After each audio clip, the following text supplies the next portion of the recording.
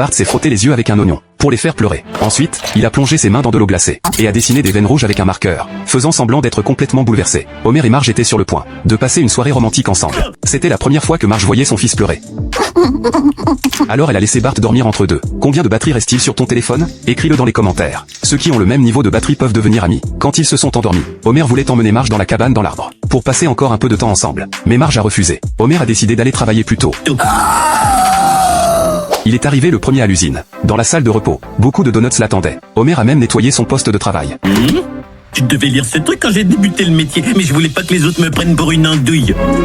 Soudain, son cerveau qui n'avait pas fonctionné depuis 2000 jours, s'est remis à réfléchir. Ses collègues étaient complètement choqués. Ils n'arrivaient pas à croire qu'Homer savait lire, et que son cerveau était devenu aussi intelligent. Il a même appris à flatter les autres. Il est allé voir l'assistant de son patron, Smider. Homer lui a expliqué que l'abonnement gratuit au magazine était expiré, et qu'il avait décidé de le renouveler lui-même. Smider l'a félicité. Homer a alors partagé le secret de sa réussite. Je suis sexuellement frustré. Racontez-moi ça. Depuis que Bart était revenu de la colonie de vacances, il faisait constamment des cauchemars. Dans ses rêves, lui et Lisa faisaient du bateau, mais l'embarcation se retournait toujours. Il s'est rendu compte que cela avait un énorme impact sur lui. Bart demandait de l'aide à Lisa. Il s'est souvenu qu'ils avaient vu à l'époque un corps portant un gilet de sauvetage. Et ce jour-là, il y avait aussi des éclairs et un violent orage. Les deux ont décidé de découvrir le secret caché de la colonie. Pendant ce temps, Homer était devenu le mari parfait. Il ne voulait plus passer de moments seul avec Marge. Il avait même réservé un dîner de fête des mères. Qui c'est ce gars-là? Je sais pas. 3 semaines à l'avance. Homer était devenu extrêmement discipliné. Chaque jour, il travaillait très dur. Son cerveau produisait sans arrêt de nouvelles idées. Il proposait même de nombreuses suggestions utiles à son patron. Burns a décidé d'augmenter son salaire.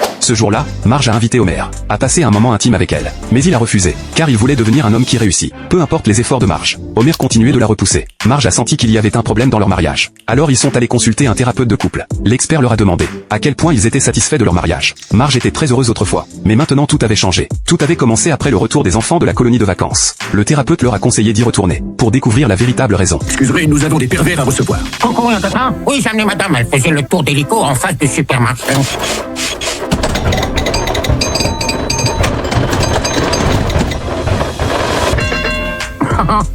C'est fini. Bon, le pervers